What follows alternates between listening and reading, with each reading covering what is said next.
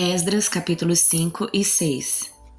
Nessa época, os profetas Ageu e Zacarias, filho de Ido, profetizaram aos judeus de Judá e Jerusalém. Falavam em nome do Deus de Israel que estava sobre eles.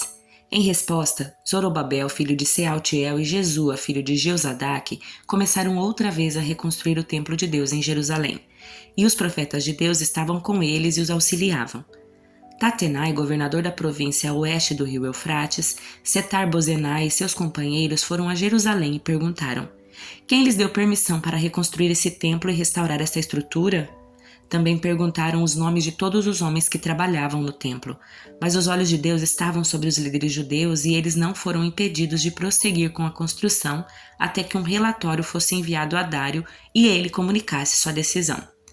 Esta é uma cópia da carta que o governador Tatenai, Setar-Bozenai e outros oficiais da província oeste do rio Eufrates enviaram ao rei. Ao rei Dário, saudações. Informamos ao rei que fomos até o local da construção do templo do grande Deus da província de Judá. O templo está sendo reconstruído com pedras especialmente preparadas e as vigas já estão sendo colocadas nas paredes. A obra avança com muita energia e êxito. Perguntamos aos líderes quem lhes deu permissão para reconstruir este templo e restaurar esta estrutura, e exigimos os nomes deles para que pudéssemos dizer ao rei quem eram os líderes. Esta foi a resposta: somos servos do Deus dos céus e da terra e estamos reconstruindo o templo que foi construído aqui muitos anos atrás por um grande rei de Israel.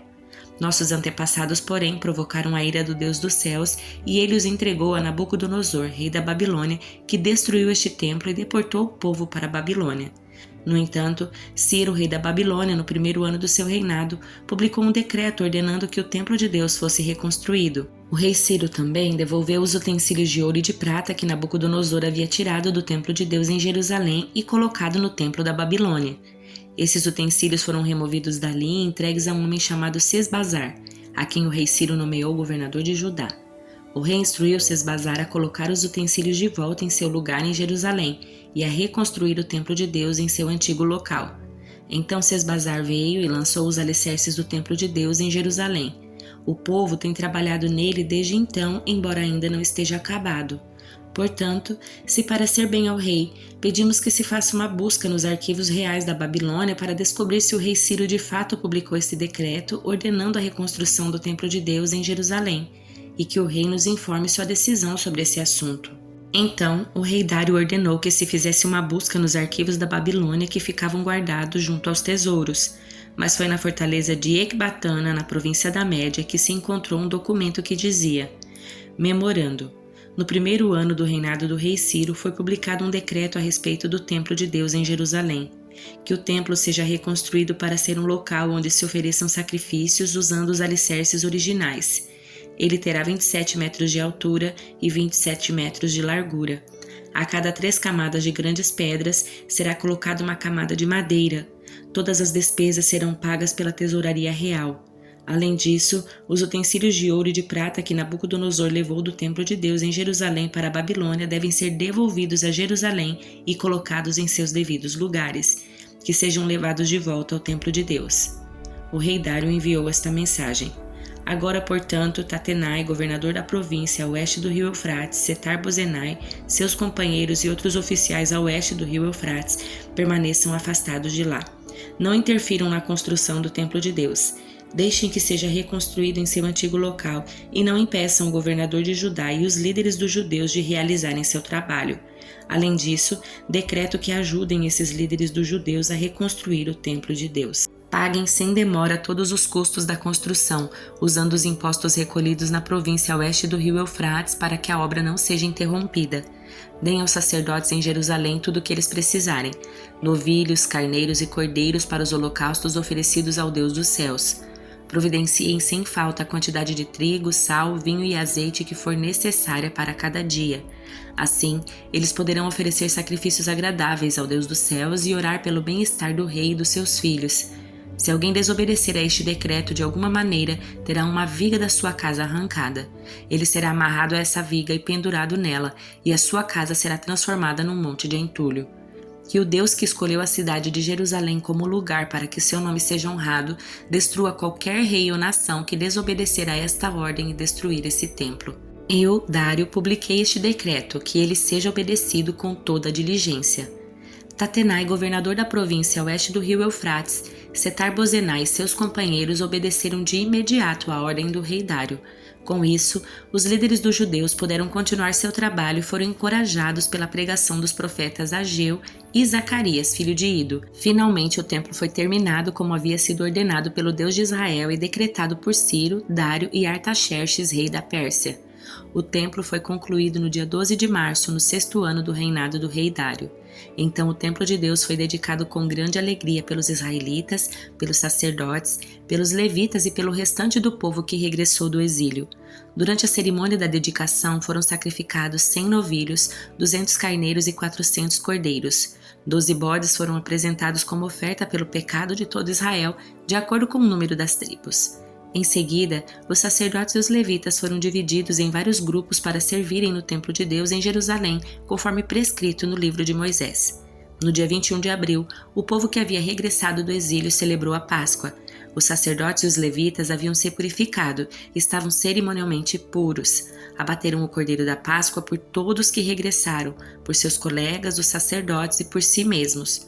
Todo o povo de Israel que havia regressado do exílio participou da refeição de Páscoa junto com todos que haviam deixado os costumes impuros dos povos que ali viviam, a fim de adorar o Senhor, o Deus de Israel.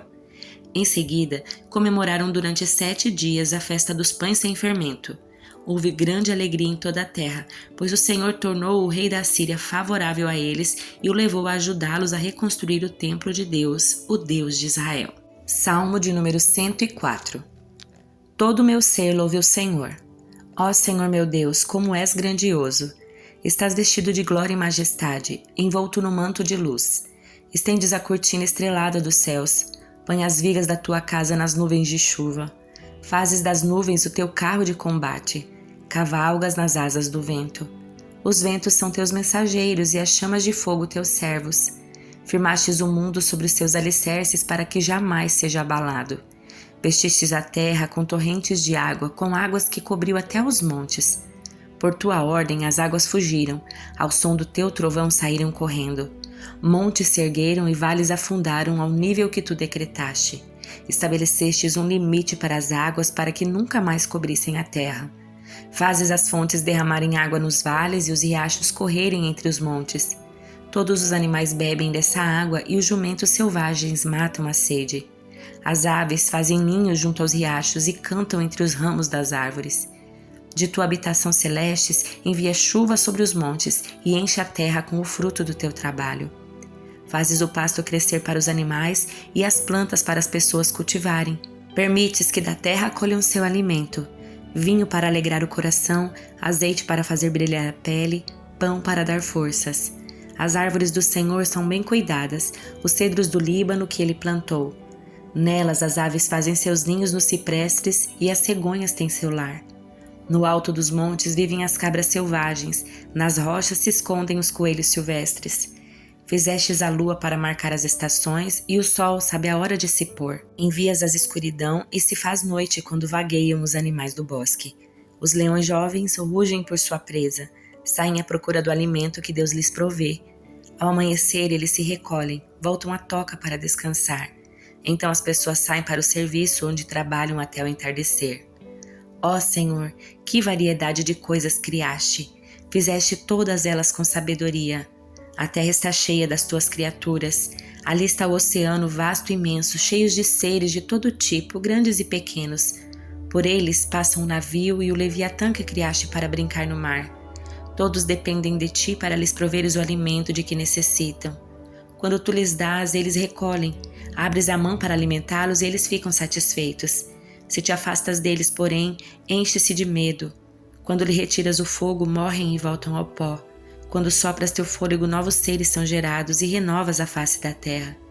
Que a glória do Senhor permaneça para sempre. O Senhor tem prazer em tudo o que criou. Basta um olhar e a terra estremece com um simples toque e faz fumegar os montes. Cantarei o Senhor enquanto eu viver. Louvarei meu Deus até meu último suspiro. Todos os meus pensamentos lhe sejam agradáveis. No Senhor eu me alegrarei.